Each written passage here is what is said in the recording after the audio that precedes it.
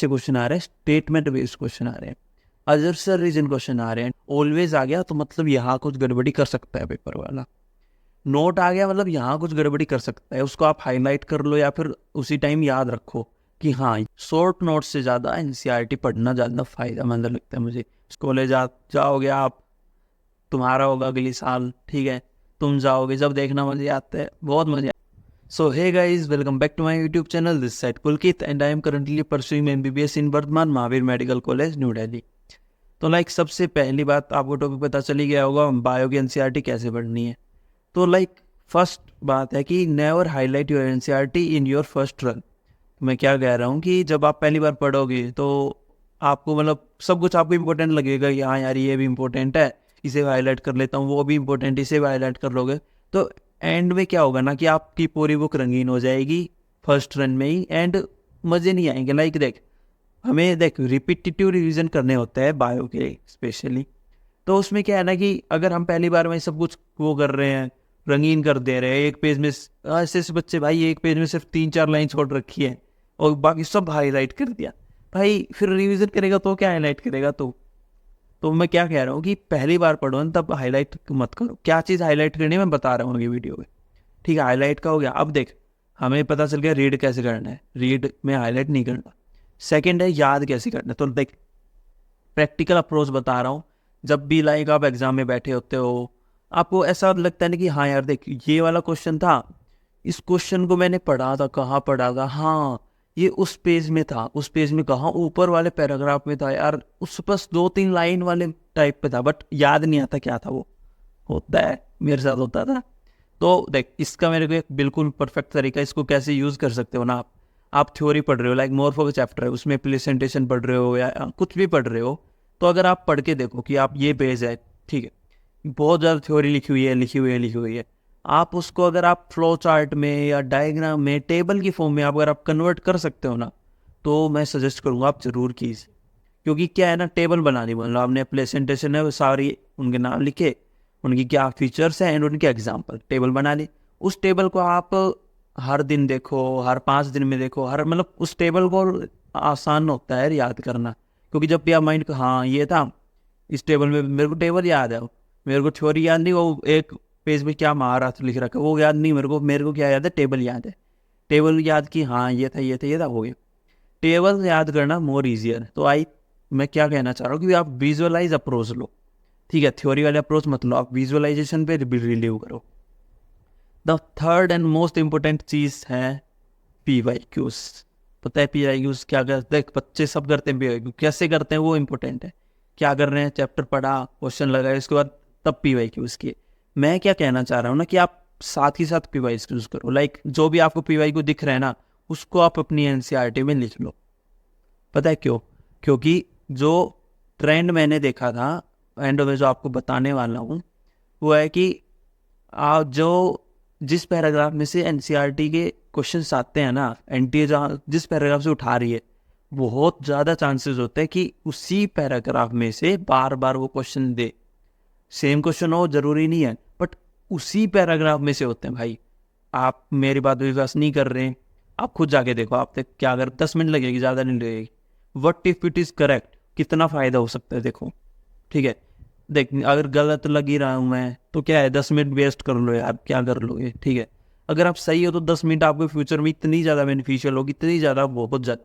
मेरे को तब पता लगेगी ना भाई, मैं तो इतना खुश हो गया था, पता नहीं लगी थी, किसी ने बताई नहीं थी। मैंने देखा कि यार जो मैं हमारे टेस्ट होते हैं ना, उसमें मेरे को देखा कि यार इसी पैराग्राफ से बहुत क्वेश्चन आ रहे हैं। फिर मैंने PYQs देखे यार, भाई मैं तो इतना खुश हो गया ना कि भाई क्या हैक मिल गया मुझे, अब तो मैं सब कुछ कर दूंगा। ये सब अलग बातें हैं, तो छोड़ो। जैसे कि मैंने आपको कहा था, आप सारे PYQs को अपनी NCERT में मार्क कर लो। अगर आपको नहीं कर रहे तो I would like to suggest objective NCERT extract by Disha publications. तो दिशा पब्लिकेशंस की ये बहुत अच्छी बुक है। इसमें नीट 2023 का भी पेपर आपको मिलेगा एंड नीट 2023 में भी मोर देन 80% क्वेश्चन इसी बुक से आए हैं। इसमें 11-12 के सारे टॉपिक्स, सारे चैप्टर कवर कर रखे हैं। जैसे कोई भी चैप्टर, जैसे प्लांट किंगडम हो गया, तो इन्होंने पूरी NCERT को 1 लाइनर फॉर्मेट में कन्वर्ट कर रखा एंड जो भी PYQs है इन्होंने उसको हाईलाइट किया। ये देखो 2013 का क्वेश्चन है, यहाँ पे ब्लू में हाईलाइट कर दिया।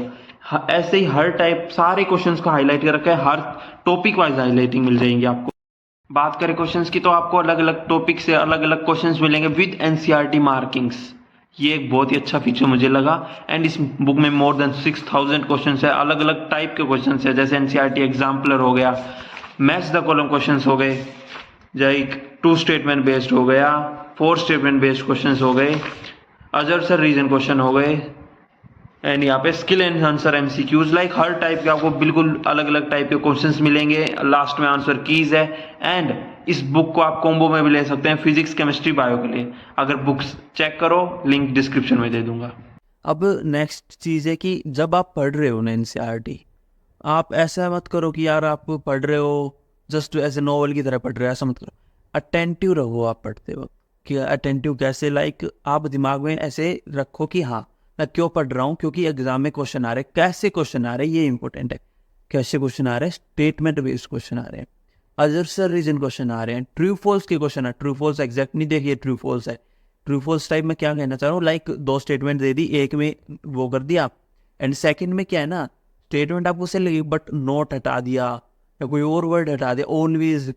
तो जब आप पढ़ रहे हो ना, तो भाई दिमाग ऐसे रखो कि हाँ ऑलवेज आ गया तो मतलब यहाँ कुछ गड़बड़ी कर सकता है पेपर वाला। नोट आ गया मतलब यहाँ कुछ गड़बड़ी कर सकता है, उसको आप हाईलाइट कर लो या फिर उसी टाइम याद रखो कि हाँ ये वाला ऑप्शन है ना, इसमें मुझे ज़्यादा फोकस देना पड़ेगा एनसीईआरटी का, क्योंकि इसमें अगर कुछ भी हटा दिया मैं फंस जाऊँगा। लाइक ऑलवेज हो गया। अजर रीजन में हो सकता है ऑलवेज, अजर रीजन कहाँ बनेंगे, बिकॉज वाली जगह पे, ड्यू टू, बिकॉज, ऐसी। तो इन पे ध्यान रखना। स्टेटमेंट वाले कहाँ गलत हो सकते हैं, नॉट, ऑलवेज। तो जब आप पढ़ रहे हो ना तो आप अटेंटिव रहोगे, हाँ यहाँ हाँ ऑलवेज आ गया तो यहाँ पे मुझे ज़्यादा ध्यान देना है, ठीक है। फिर है कि रिवीजन देख, मैं वीडियो को ज़्यादा बड़ा नहीं बनाना चाह रहा, लाइक मोटी मोटी बात बोल रहा हूँ। रिवीजन का क्या है, देख रिवीजन करना है, ये कैसे करना है, एनसीईआरटी पढ़ो, बार बार पढ़ो। शॉर्ट नोट्स से ज़्यादा एनसीईआरटी पढ़ना ज़्यादा फायदेमंद लगता है मुझे। शॉर्ट नोट्स कब काम आएंगे, या एक इवोल्यूशन चैप्टर उसमें कोई डाटा है या फिर और कोई चैप्टर जो आप देख, मैक्सिमम चांसेस है कि आप फ्लो चार्ट बनाओ, बहुत फ़ायदा होगा। रिवीजन एनसीईआरटी की रीडिंग ही लो, क्योंकि देख पता है क्या होता है, शॉर्ट नोट्स छोटे छोटे होते हैं, उनको याद करना तो एक बोरिंग सा काम होता है। एनसीईआरटी एक पूरी नोवेल स्टोरी टाइप लगने लगती है। उसका आप 2-3 बार रिवीजन करूँ भाई, इतने मज़े आते हैं ना रिवाइज करने में एनसीईआरटी को, बहुत। मैंने कम से कम 10-15 बार की थी, बट आई सजेस्ट आप और ज़्यादा बार करो, क्योंकि आपका ही भला होगा यार। अब है कि देख क्वेश्चन प्रैक्टिस कहाँ से करनी है, एनसीईआरटी के जो बैक क्वेश्चन दे रखे हैं ना, बैक दे रखे हैं 2-4, मतलब एक दिन एमसीक्यू मिल जाते हैं, उसको आप ट्राई कर लो। लाइक पढ़ने के बाद समरी पढ़।